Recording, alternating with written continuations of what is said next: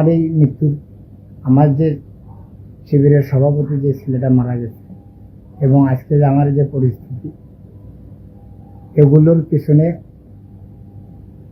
মোশাররফ হোসেন শহীদ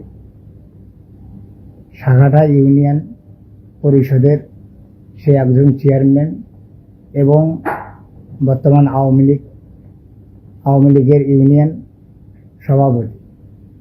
সে একজন ক্যাডার এবং তার জুলুম, অত্যাচার, নির্যাতনের শিকার সাঘাটা উপজেলার অনেকেই।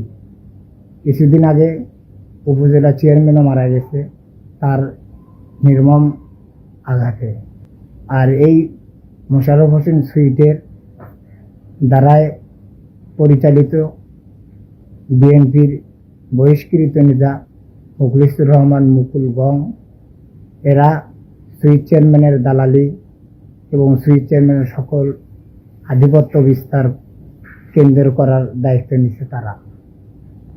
এদেরকে দিয়ে ইতিপূর্বেও আমাকে 2-3 বার হত্যার চেষ্টা করে গেছে, হয়তো তারা তখন সফলতা আনতে পারেনি, কিন্তু এইবার আমাকে হত্যার চেষ্টা করেই ছুরি চালিয়েছিল।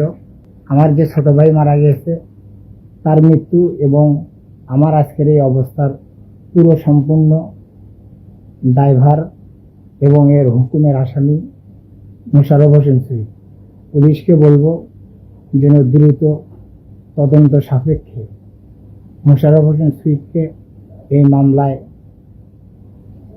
এই মামলায় তাকে যেন হুকুমের আসামি হিসেবে দ্রুত ইনক্লুড করে।